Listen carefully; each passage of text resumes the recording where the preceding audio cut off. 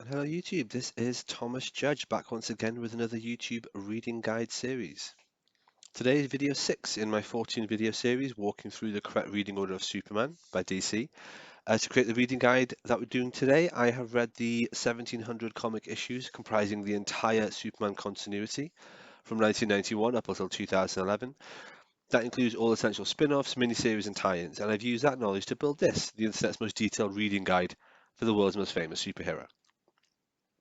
This guide takes the form of a Google Sheet that I've split into 14 tabs representing the 14 discrete eras I've split this period of Superman reading into. This guide can be viewed and downloaded for free from my website. Generally, each era or tab is separated by a major DC event that I will also be releasing a separate video on. This playlist contains every single Superman video and every DC event video in chronological order. However, if you're only interested in the DC events and nothing else, they're also collected in a separate dedicated 11 video playlist available separately on my channel.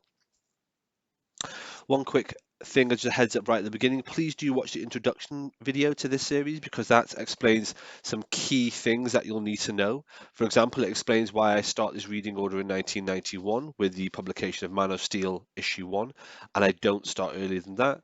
It also explains terms like Type P and Type J reader, and of course it also explains something I'm referring to a lot, which is the triangle numbering system used for Superman and Superman comics. So with that out of the way, with no further ado, here is the sixth era of Superman comics. Now, last time we covered the Genesis event in a dedicated video, and before that we covered the fifth era of Superman. The fifth era of Superman was from December 1996 to October 1997, which meant it was all the issues directly after the Final Night event, all the way up to the Genesis event. Well, today we're now going to cover 73 issues from October 1997 to November 1998. So from Genesis all the way up to the DC 1 million event. As usual, we're going to go through this line by line, issue by issue.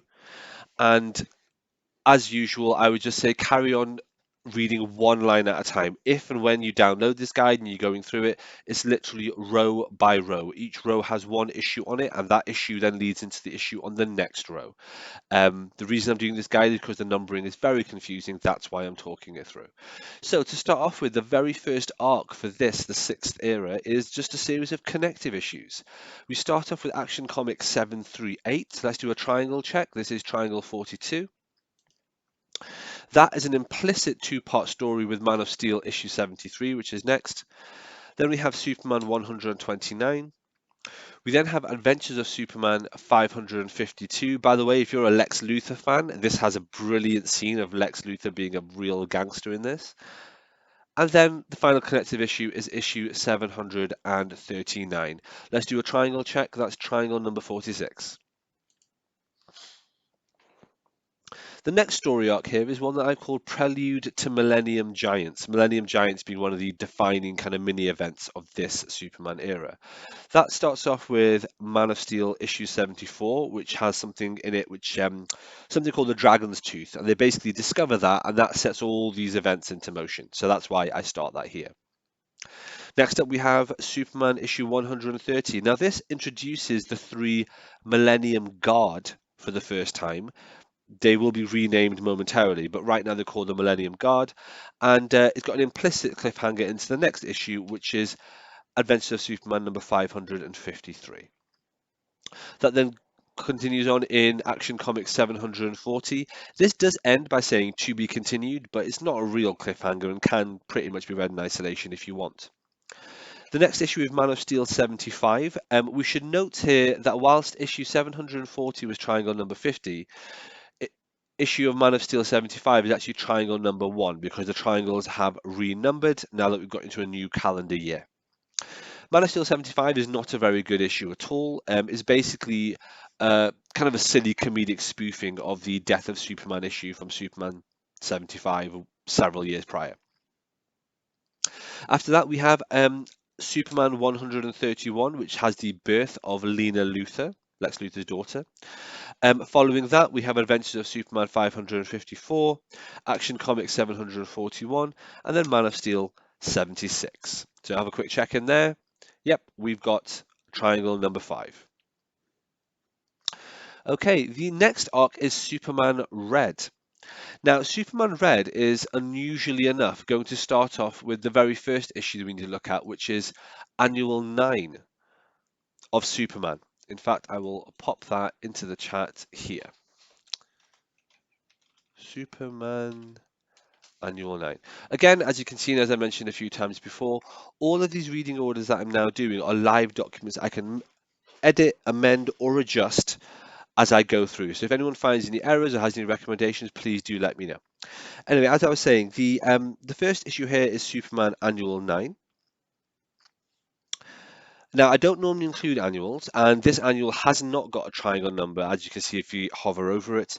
But it is important because it leads directly into the next issue, which is also a one-shot. Now, this is a one-shot called Superman Red, Superman Blue, triangle number 6, oddly enough, and it does mention and kind of spin out of the events of Superman Annual 9. So that is why I would recommend throwing that annual in there. Okay, after that, the next issue we need to look at is Superman number 132. After that, we have Adventures of Superman 555. And we then have a Man of Tomorrow issue. Now, I'm just going to zoom out for a moment. And we can see Man of Tomorrow here. All the way on the side. Good Lord. Right, so we've got Man of Tomorrow, issue 10, triangle number 9, all the way on the side there. What I'll do, I'm just going to zoom back in for a moment to save the strain on your eyes. So after Man of Tomorrow issue 10, we then have Action Comics 742. It's worth noting this has another non-essential reference to the 1994 miniseries Metropolis SCU, which we discussed in the last era, in Superman 5th era. As I said there's still no need to read this miniseries, even though it is an interesting tale around Maggie Sawyer. Anyway, interestingly enough, the cover for issue 742 is this, and it actually tessellates smoothly into Man of Steel issue 77, which is this. Anyway, the next issue after that is Superman 133. In this, the Millennium Guard return. However, now they've rebranded themselves as the Millennium Giants for the first time. Again, this story references Superman Annual 9, that's why it's really important to have that in there. And this issue is split into two shorter stories, one for Superman Red and one for Superman Blue. The next couple of issues do this as well. So by that I mean that Adventures of Superman 556 and Action Comics 743 all do that as well. Let's have a quick triangle check. 743 is triangle number 14. Okay, continuing to scroll down, we then have finally the Millennium Giants kind of a mini event. As you can see here, I'm just hovering over it. The covers form a single tessellated image. I'll talk about that more in just a moment. But for now, let's go through the issues one by one. I'm going to zoom out very slightly. There we go. The first issue of the actual branded Millennium Giant story is Man of Steel number 78. This is titled Millennium's End Part 1. It's worth noting that the final page says to be continued in Superman 135, but that's a typo. It should actually say to be continued in Superman 134, as we will see. The next issue you should read is Aquaman 43. You can see that here on the Google sheet. And again, remember, please do just go line by line, especially when stuff gets confusing. What you'll find here is actually got the triangle number triangle 15.1, as you can see here on the cover. A lot of the issues that tie into this Millennium Giants event do actually use the triangle numbering for once, so it's 15.1. And as we'll see here in the next one, is Challenge of the Unknown. Issue 15 is marked as triangle number 15.2. Despite the cover of Challenges of the Unknown, Superman is only in the last panel, and it ends with a little blurb saying to be continued in Superman issue 134. Speaking of issue 134, here it is. This has a cameo from the Titans and the Challenges of the Unknown. Minor spoiler warning, it ends with a pretty epic battle. We'll skip forward for 10 seconds if you want to miss this, but basically a destruction of a huge amount of US military ships and killing lots of people is pretty epic. It ends with to be continued in Adventures of Superman 557. But that is not where we go next. What you need to read next is actually Teen Titans issue 19. This is marked as Triangle 16.1, and it also says to be continued in Adventures of Superman 557. Don't worry about that. What you should read next is Supergirl issue 20, which is Triangle 16.2. And again, I'm showing the cover on the screen here. I know that's a bit strange and a bit unusual, but that's why I've done this reading guide. Okay, after that, we then have, finally back as a normal Superman issues, we have Adventures of Superman 557. Now, it's worth noting that this issue does reference the 1993 miniseries DCU Trinity, which you do not need to read to understand this, so don't worry about that. This issue ends by saying, to be continued in Action Comics 744. Next, we then have Steel, issue 50, and again, this is Triangle 17.1. I'll show you the cover here. And this ends with a tagline saying to be continued in Action Comics 744. Speaking of which, here is Action Comics 744. This ends by saying to be continued in Man of Steel 79. We'll get to that in a second.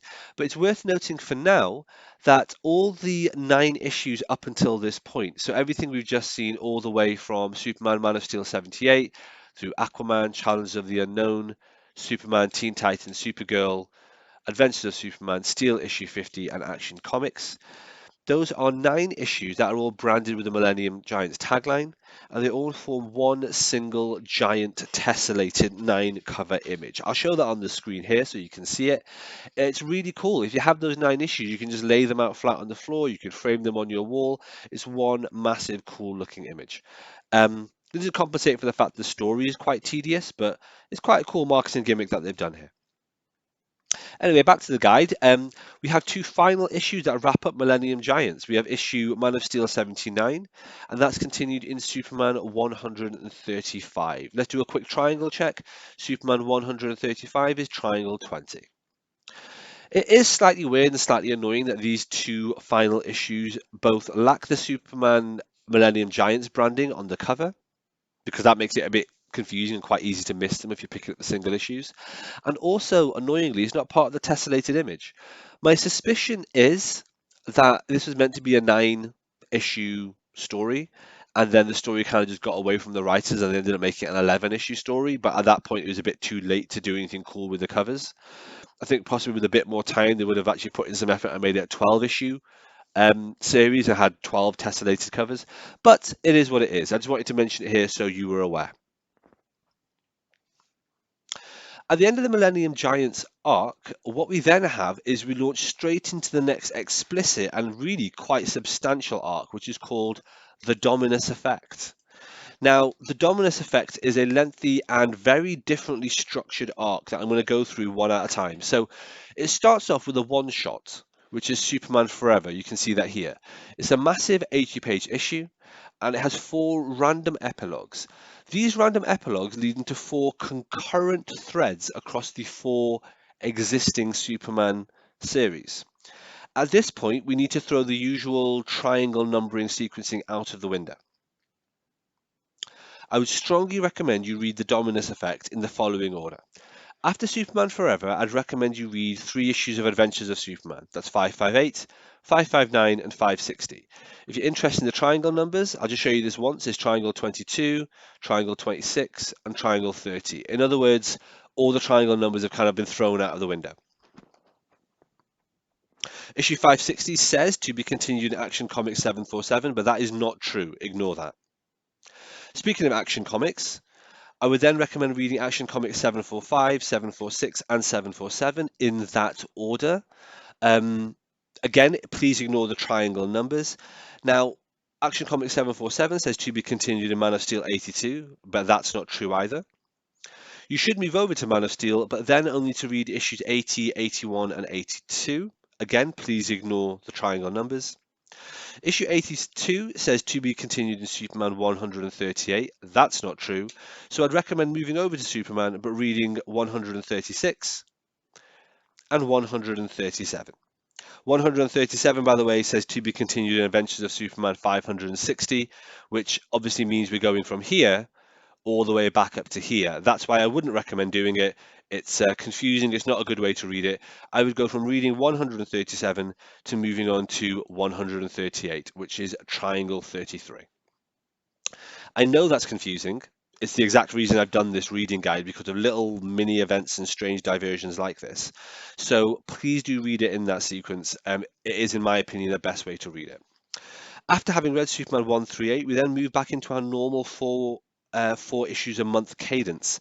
So the next one to read is Adventures of Superman 561, then Action Comics 748, Man of Steel 83, and then Superman 139. We'll do a quick triangle check. That takes us to Triangle 37.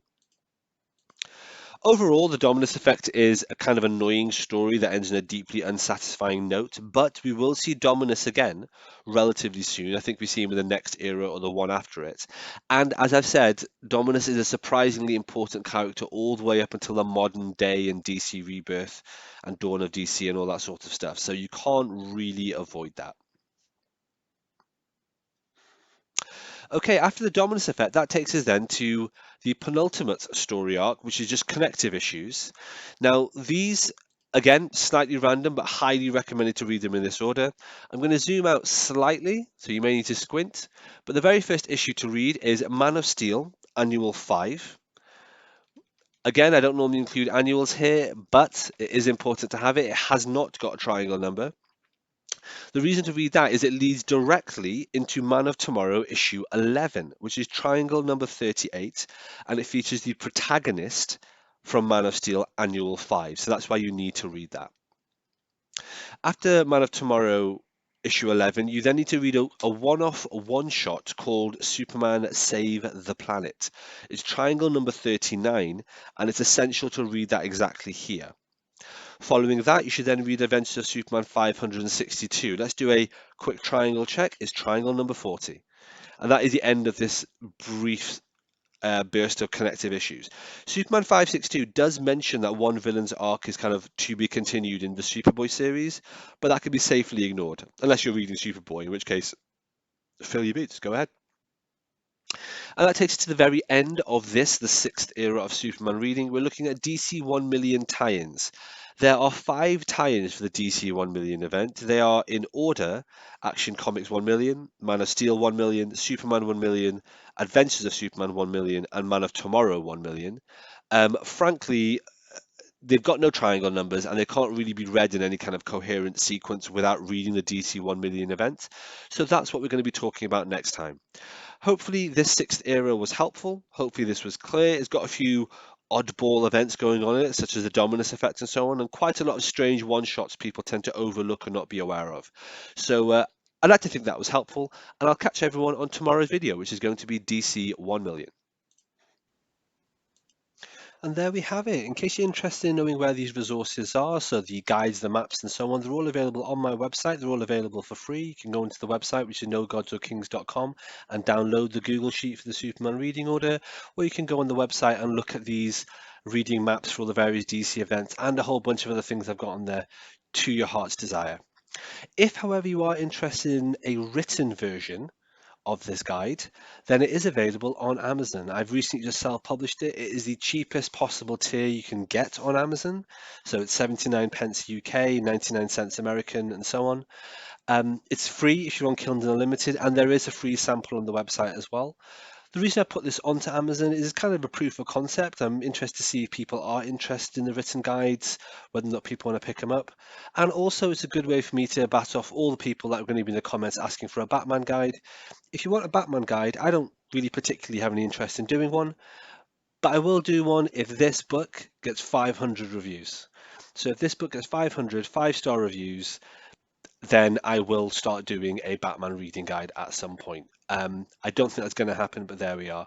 Of course, feel free to support the channel by picking this up. Of course, like, comment, and subscribe.